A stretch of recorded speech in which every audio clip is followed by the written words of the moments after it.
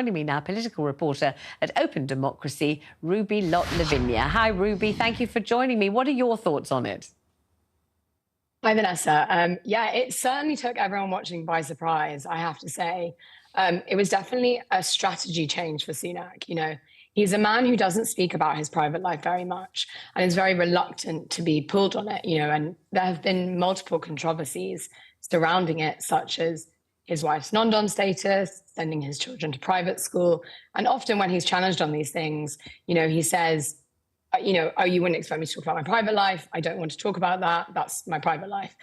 But I think this is very interesting and perhaps maybe a little bit contradictory, that when it's convenient for him and when it's able to give him a sort of softer, personable image, he's very happy to use his wife when it's kind of politically strategic, but he's not happy to speak about it when it causes him problems. There is precedent for this kind of thing, though, at party political conferences, isn't there? We remember, I think, Sarah Brown extolling the virtues of Gordon Brown, and Cherie Blair or Cherie Booth talking about what an absolutely terrific stand-up kind of a guy Tony Blair is and was. I think we kind of expect it. We didn't expect it this time necessarily, but we're not shocked, are we, to see a wife rolled out as an asset, a resource, somebody who paints the human face of the Prime Minister and does so with a personal knowledge that nobody can question or query. She says he's good fun, which she did say. She said he's fun. I don't know how many of us feel we've seen his fun side very often, but she said he's fun. She should know. She talked about him being aspirational. She talked about his family. She talked about,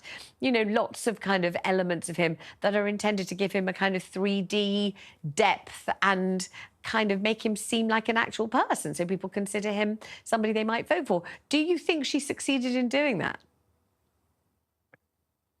I think you're completely right that we've seen this before. We also see it in the US a lot. I think you're also right to say it feels like a little bit of an archaic thing to sort of use a wife or a partner as a sort of emblem of someone's like softness, their personal life, and to sort of see them as an extension rather than a kind of individual in themselves. And that's really what happened. It really stripped any of Murty's personal achievements away, because right there, she was there to talk about her husband and to do kind of everything for her husband in a way, which, some people might say is a bit archaic.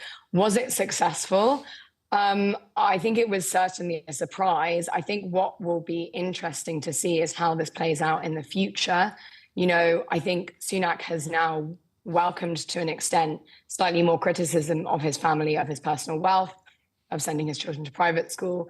And it will really be borne out whether this is successful in how that strategy plays out for him. I'm not sure, Ruby, anyone's at all surprised or critical of a Tory Prime Minister sending his children to private school. I don't know who's being critical of it, but I think it's entirely expected, isn't it? Nobody would imagine that he would do anything else. I just wonder whether you felt that the light that his wife shone upon the Prime Minister made him glow in a more attractive way, made him seem more desirable to voters to vote for, made him seem like a rounded individual, made him seem like somebody that you could relate to or voters could relate to in a way that maybe they couldn't before, or whether you think it was a complete waste of time, she could have stayed at home.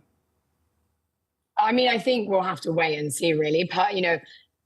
How I feel personally is not necessarily how kind of the rest of the Tory voters or potential Tory voters will feel. And, sure, I won't get into a private school debate on whether that's surprising or not, but it suffice to say, I think there are criticisms to that people would like to hear the responses to, and there are criticisms to, available for, his personal wealth perhaps, and his aptitude for being a Prime Minister because of that. And I think, it's not so much that those are right or wrong, it's more that he refuses to answer them because he says they're about his personal life.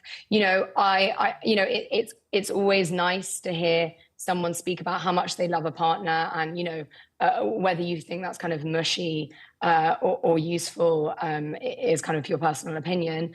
I think strategically for Sunak, he has walked into a space that he has historically not been comfortable with, and we'll have to wait and see whether that pays off for him.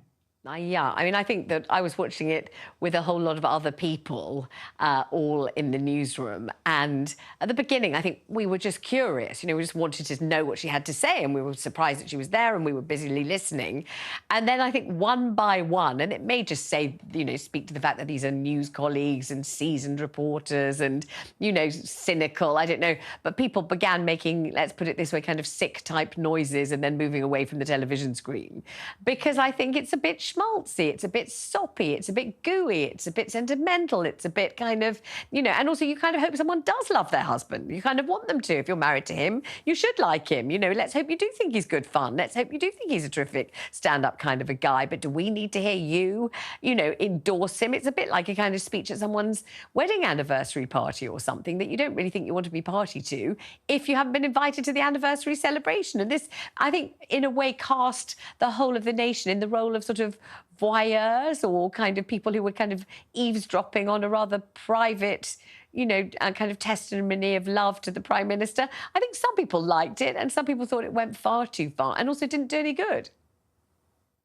Absolutely. I think lots of people will have that reaction to it. I think that's a completely valid way to respond to that.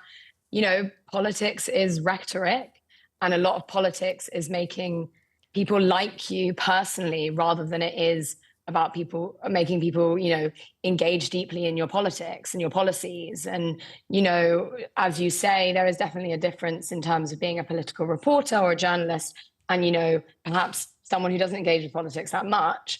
And, to someone who is listening out for policies and politics, it maybe seems quite off topic. But to, your average voter, I think he's trying to be personable, and he's had an issue with doing that because he is our richest prime minister of all time. And I think, he's tried to pay for food, like using a card machine. Like, this is not a man who is like part of normal day-to-day life. So it's clear, using his wife to make him more personable is a tactic. It certainly can be seen as schmaltzy. Whether it will ring true with the electorate, I don't know. We'll see. Ruby, thank you very much indeed. Thanks for joining me.